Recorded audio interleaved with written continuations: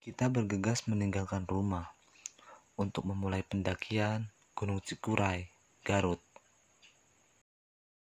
Pada saat itu, kami berangkat mengendarai sepeda motor. Kami berangkat dari Cianjur pukul 13.30.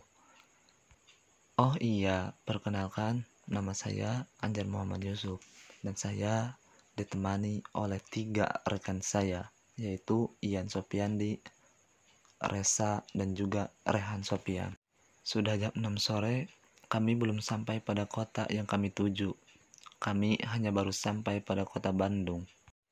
Ya, memang kami sedikit lambat. Entah memang jalanan yang macet, atau kita yang memang alon-alon mengendarainya. Yang jelas, kita bakalan kemalaman. Betul sekali, kita memang kemalaman. Sesuai dengan apa yang kita perkirakan. Pada saat itu, waktu mulai menunjukkan pada arah 20.00. Kita belum sampai juga ke base camp yang kita tuju. Sesampainya di base camp, kita mulai memasak, mempersiapkan makan malam, dan juga mempersiapkan tenaga buat besok pagi. Sebelum tidur, kami sempat foto-foto dulu, karena memang spot untuk berfoto di base camp itu lumayan cukup bagus sih, menurut saya. Ayam mulai berkokok, burung mulai bersiul, matahari sudah menjunjung setengah tiang, menandakan pagi itu datang. Terlebih ketika kita memandang ke belakang, Gunung Cikuray sudah menampakkan keindahannya dengan dibaluti awan yang indah. Kebetulan kita menginap di base camp lantai atas, yang langsung ketika kita keluar bisa memandang indahnya Gunung Cikuray yang menjulang tinggi dengan ketinggian 2821 mdpl di atas permukaan laut. Setelah itu, kami melanjutkan mengobrol dengan pemilik base camp itu, Kang Bebe namanya. Kita berbicara ngalor ngidul tentang Gunung Cikuray, tentang cuaca terkini, tentang Bagas yang penghuni Gunung Cikuray, dan juga tentang hal apapun itu yang bersangkutan dengan gunung. Kang Bebe tidak mau diajak berbicara yang lain. Kalau berbicara tentang gunung, Kang Bebe siap, begitu katanya. Sambil ngopi-ngopi, kita terus melanjutkan obrolan kita sambil menunggu pick up itu datang. Iya, ketika di base camp, kita bertemu dengan 3 pendaki lain, yaitu yang berasal dari kota Tangerang. Sebut saja, yang satu Eki namanya, yang kedua namanya Edi, yang ketiga namanya Deta. Sebelumnya kita berencana untuk memulai pendakian itu pada jam 08.00, tapi apalah daya kita, pick up itu datang jam 10.00. Ya, sedikit kecewa juga sih. Mobil pick up jemputan kita sudah datang. Pada saat itu waktu menunjukkan pukul 10.00. Kita mulai berjalan untuk memulai pendakian Gunung Cikuray. Tiba-tiba mobil yang kami tumpangi itu berhenti sejenak. Saya mulai bertanya dalam hati, ada apa ini? Dan ternyata ada pendaki lain yang mau menumpang dengan pick up kita. Pick up kita, maksudnya pick up yang kami tumpangi, hehe.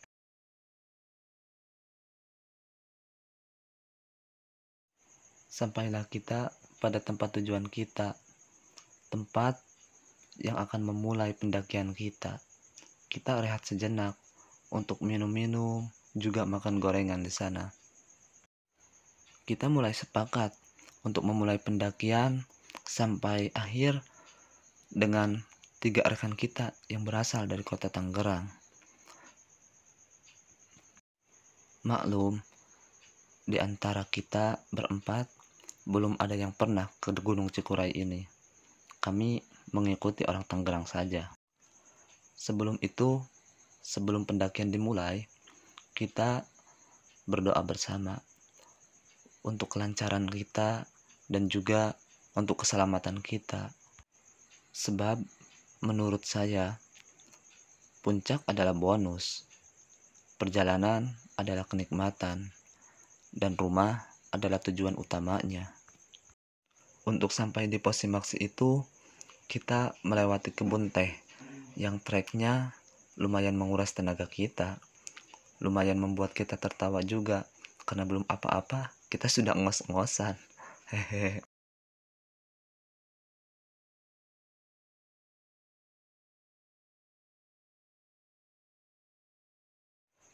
Kita mulai mendaftarkan regu kita masing-masing.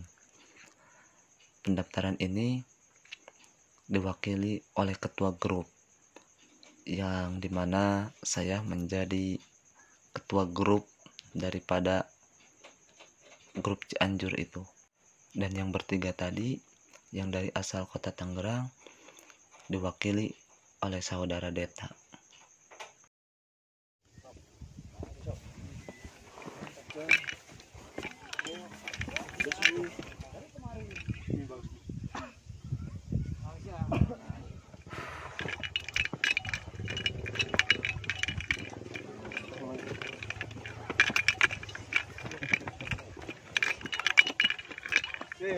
Bang, mana bang?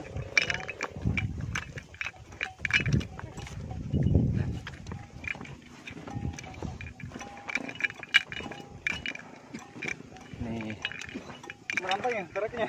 sama pendaki cilik nih. Dia baru naik trek.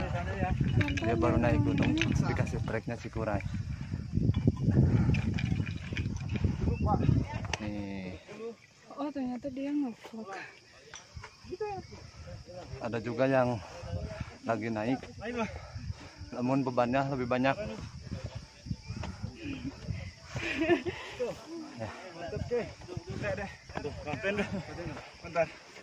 Jadi gimana?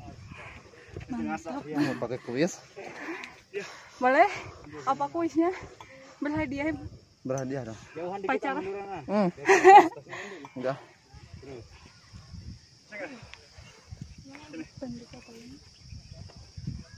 Cuman foto yuk.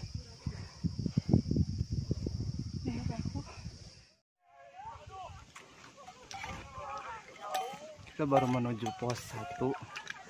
Dan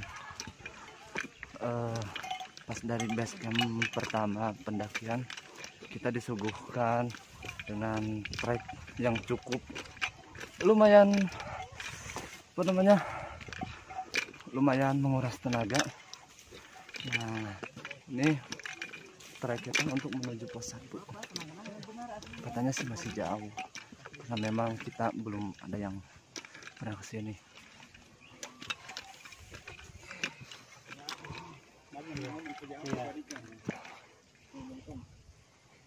Semangat. Ya. Jalan? Gas. Ayo.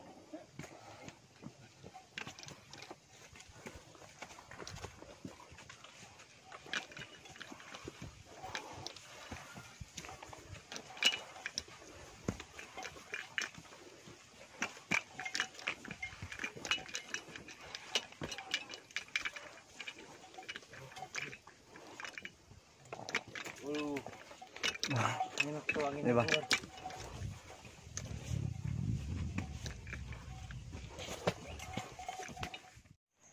Kita mulai meniti perjalanan, melangkahkan kaki-kaki kita, langkah demi langkah kita susuri tanah, susuri trek, memfokuskan hati kita pada tujuan kita, kepada rumah.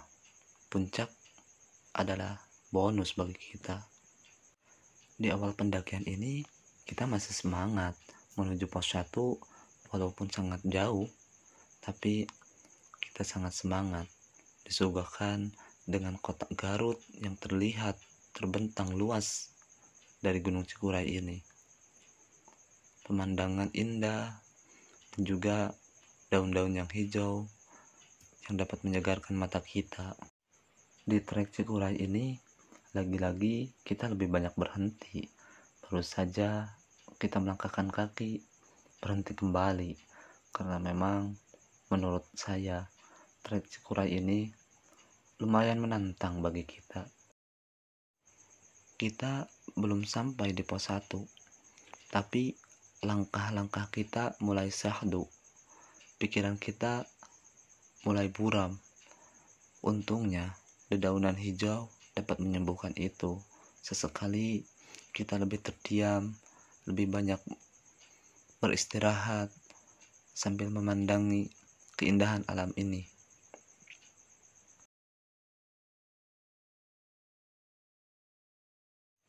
Sesekali angin yang berhembus dengan halus menyapa kulit kita, seolah-olah alam tahu bahwa kita sangat lelah dengan trek Cikuray ini. Kita terus melanjutkan perjalanan menuju pos 1, karena memang pos 1 ini cukup jauh, cukup menguras tenaga. Pada hari itu beruntung di Gunung Cikuray cuaca sangat cerah, angin bertiup dengan kencang, seolah-olah mendukung untuk pendakian kita. Tapi entahlah, sore ataupun pagi esok, kita tak pernah tahu alam. Kadang-kadang ia cerah, kadang-kadang juga ia mendung. Bisa jadi dia juga hujan seketika. Yang penting kita tetap safety dalam pendakian kita. Terlihat sekali anak kecil itu sangat bersemangat untuk mendaki gunung. Terlebih lagi dia baru kali ini mendaki gunung dan langsung disuguhkan dengan trek Cikuray yang cukup terjal. Dia sangat bersemangat. Dia yang meminta, kita tidak mengajak, tapi dia yang ingin ikut. Ya, apalah daya. Apalah yang kita bisa perbuat. Kalau memang anak itu masih bersikukuh ingin ikut mendaki gunung, bagus juga sih. Ingin ikut mendaki gunung biar dia kenal dengan alam. Tidak harus mulu diam di rumah dengan main gadgetnya. Dan terlebihnya kita harus waspada dengan resikonya terhadap anak itu. Nah, kita tanya yang lagi galau. Enggak galau Merlin ya. Nggak galau. Saya sahabat gak? Oh enggak. Jadi mau ngasih pertanyaan. Boleh. Jadi aku jawab ya. Iyalah, jujur. Iya. Naik gunung itu mau ngilangin mumet atau mau cari jodoh? Liburan, cari jodoh bonus. Sedikit gurau cerita dengan rekan saya yang perempuan itu. Maklum, dia lagi galau, lagi berantem sama pacarnya. Ya, namanya juga hubungan. Kadang baik, kadang juga memang harus seperti itu. Itu sudah suratan takdir. Terlebih, saya harus lebih banyak menghibur, karena memang dia lagi banyak pikiran.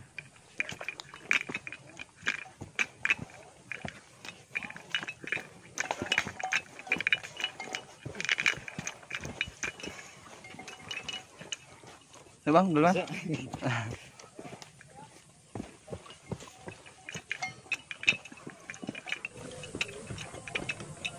Bang.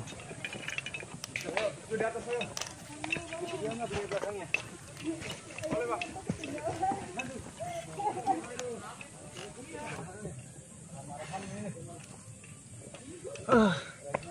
Pal. Mantap pisan.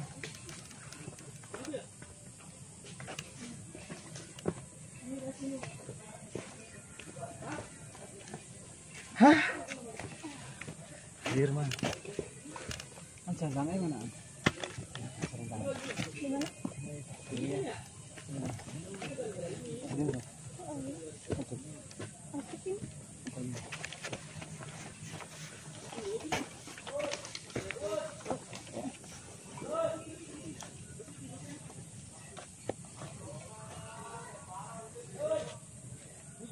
Kelek mau gitu ya. Aja. Pakai we. Panas sih mau euy. Mau pinset lagi mah. Balak beureum model hitam kitu kieu. Di pos 2 ini kita lebih memilih untuk rehat sejenak, untuk sekedar ngopi-ngopi sambil mengobrol-ngobrol, dan juga untuk melaksanakan sholat zuhur karena memang waktu sudah menunjukkan pukul 1.00. Ya, kurang lebih hampir 20 menit kita istirahat di pos 2 sambil ngopi-ngopi dan juga ngobrol-ngobrol.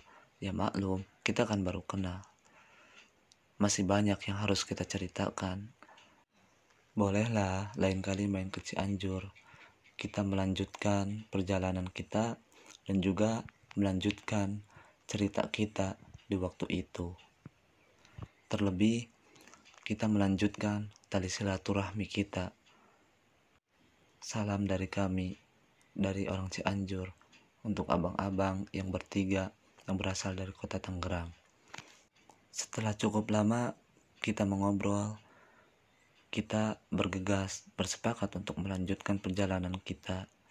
Karena memang waktu kita sudah mepet, waktu hampir jam 2, dan kita masih berada di pos 2, masih jauh tujuan kita. Kita berencana untuk mendirikan tenda atau ngecamp di pos 7 ataupun pos 8. Wow, cukup lumayan jauh juga kan?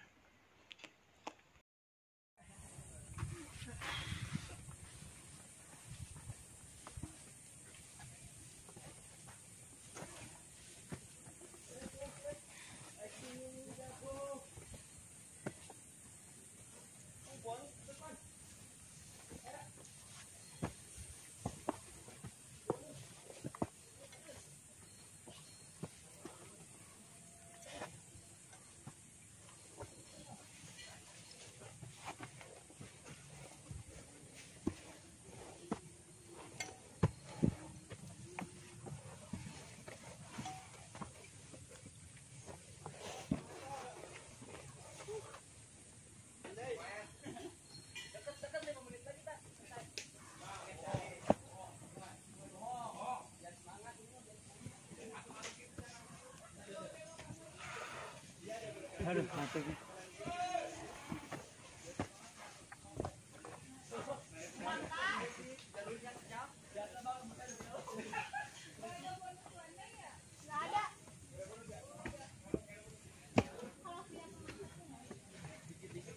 Ada Bang, akhir tahun. Waktu sudah semakin sore dan kita mulai lelah, mulai banyak istirahat, kabut mulai tebal, pandangan kita mulai muram, kaki kita pun mulai sedikit-sedikit melangkah, mulai sakit dan mulai kelelahan. Sedangkan waktu tak mau diajak diskusi. Pemandangan hutan yang diselimuti kabut mulai terlihat. Badan kami mulai terasa dingin karena kabut memang sudah makin tebal. Sore sudah tidak bisa lagi dielakkan. Kayaknya kita akan kemalaman. Ah, sial. Gimana dong? Walaupun kemalaman, kita tidak khawatir. Hanya satu yang kita khawatirkan, yaitu anak kecil itu. Bagaimana kalau kemalaman? Bagaimana dia kalau kedinginan? Bagaimana juga kalau dia kelaparan? Ayolah, jangan terlalu banyak berhenti, biar anak itu sudah bisa istirahat sebelum waktu maghrib tiba. Kita terus mengayunkan kaki-kaki kita, langkah demi langkah, walaupun langkah itu syahdu, tapi kita terus tetap berusaha untuk sampai kepada tempat camp kita sebelum jam 6 sore. Tapi saya rasa memang tidak mungkin karena waktu sudah semakin sore. Cuaca sudah semakin mendung dan gelap tidak bisa dielakkan lagi. sebentar lagi datang.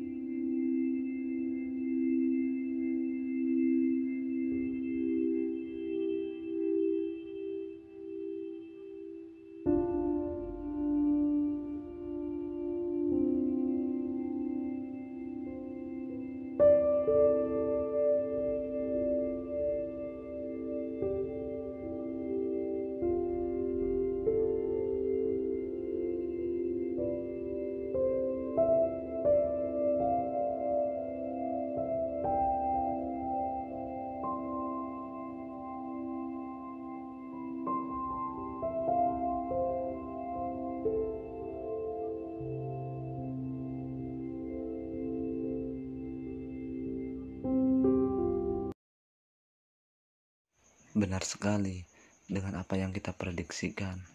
Kita bakalan kemalaman. Waktu sudah menunjukkan pukul 05.50. Kita masih berada di pos 4. Cukup jauh untuk menuju pos 7. Cukup tidak memungkinkan menurut saya untuk sampai di pos 7 dengan keadaan yang baik-baik. Kita terus berjalan, menyusuri langkah, menyusuri trek, mengikuti arah, dan ternyata sebentar lagi kita sampai di pos 6. Ya lumayan lah, bisa-bisa kita bisa ngecamp di pos 6. Dingin sudah menusuk tulang. Lelah sudah sampai di penghujung rasa, dan kami masih harus melangkah menuju tempat berkemah kami. Pos 6 sudah terlihat di depan mata, karena memang bayangan-bayangan dari pos 6 itu cukup terlihat, cukup terang. Kita baru sampai di pos 6, dan ternyata ada Bagas di jalur trek menuju pos 6 itu. Beruntung kami sudah lewat di jalur itu. Kami sudah menaiki pos kemah di pos 6. Ya cukup takut juga sih, karena memang Bagas itu gede sekali. Tapi saya selalu teringat kata Kang Bebe, kalau memang ada Bagas, jangan ada niatan untuk apa-apa.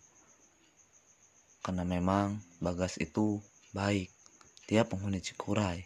Dia tidak akan apa-apa kok. Walaupun didekati, tenang saja. Itu yang selalu terngiang-ngiang di benak kami dari kata-kata Kang Bebe itu. Sementara itu, saya ingin berkemah di sini, sedangkan yang lain memilih untuk melanjutkan perjalanannya ke pos 7.